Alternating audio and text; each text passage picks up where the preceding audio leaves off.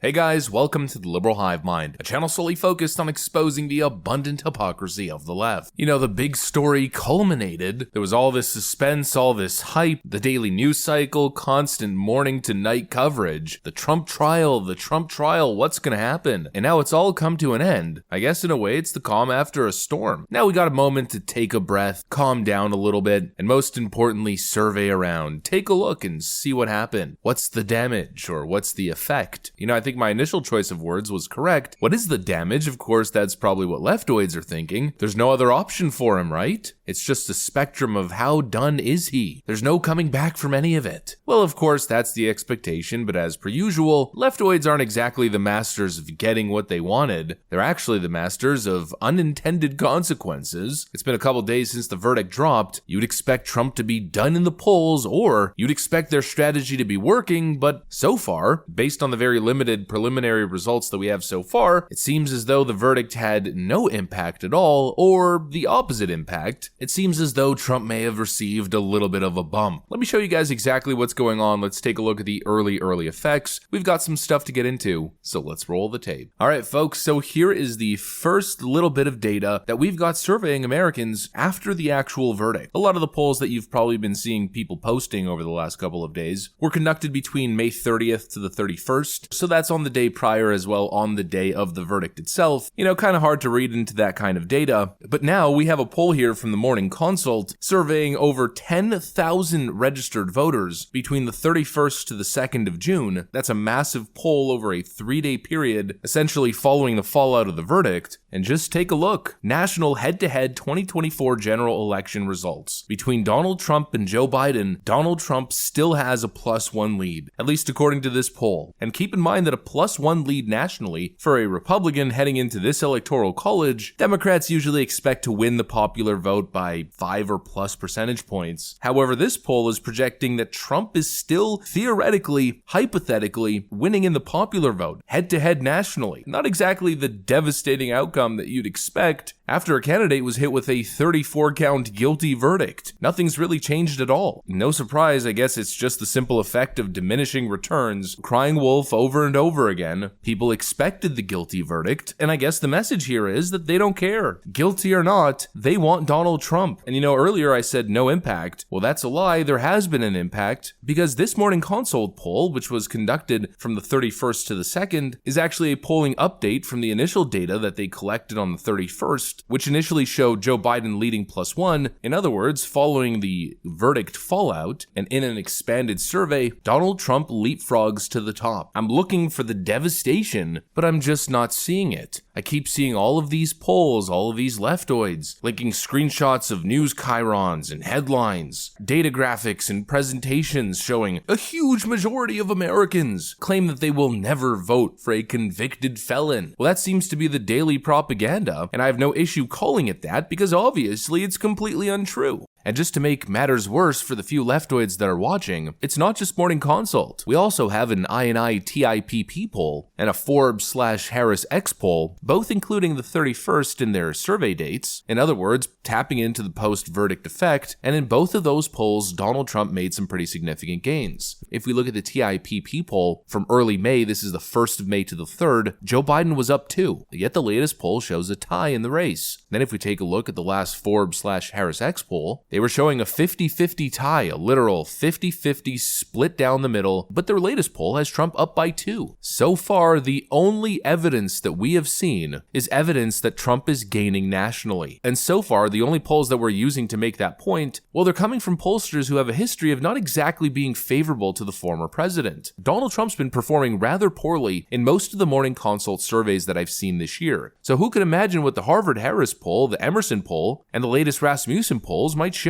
Or even a CNN poll, the latest one that they conducted, Trump was up +6. Where's the devastating impact? Simply nowhere to be seen. In fact, it seems as though all they've done is essentially unleash Donald Trump with the greatest messaging platform he could ever ask for. They've pumped up his election bid coffers to the tune of over $200 million. The numbers are coming in, folks. After the official cutoff at midnight on May 31st, right after the verdict, after that huge cash inflow, the Trump team and the RNC announced the number is $141 million for the month of May, and that's not counting the first couple days of June. So a $200 million fundraising boost over the last month and a half, while Biden's probably pulling in around 40 to 50 million a month. Not exactly the devastating consequences they were hoping for. Trump still leads in Pennsylvania by 2.3 points. In a hypothetical head-to-head race, 3.2 if you introduce third-party candidates. He's up in the most important states. If he wins in Pennsylvania, it's game over. And now we're even seeing a possible scenario here where the state of Virginia is totally in play. Decision Desk, HQ's polling average for the state, has Joe Biden up by only 1 point based on an average of 16 polls. So many of these states are at Donald Trump's fingertips. They want you to believe that his electoral fate was sealed months ago, but everywhere I look is competitive, and some places that seemed off limits or totally out of reach are becoming increasingly more competitive. Trump's only down 1 in Virginia, down roughly 10 points in New York State, getting dangerously close in New Jersey, supposedly already flipped Georgia and Arizona back to lean red, and he's also on the verge of flipping Nevada red for the first time in,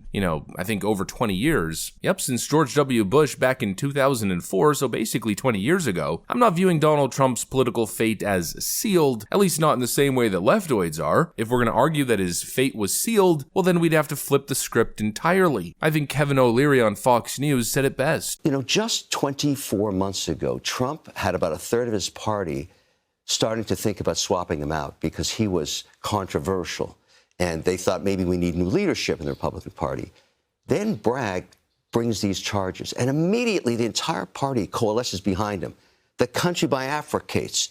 All of a sudden, and I know this sounds crazy, but I believe it to be true. History will look at this 5, 10 years from now and say, how did Trump become president again? Alvin Bragg was the kingmaker. He did it for him. I know it sounds perverse, but that's what he did. And so that's called an unintended consequence.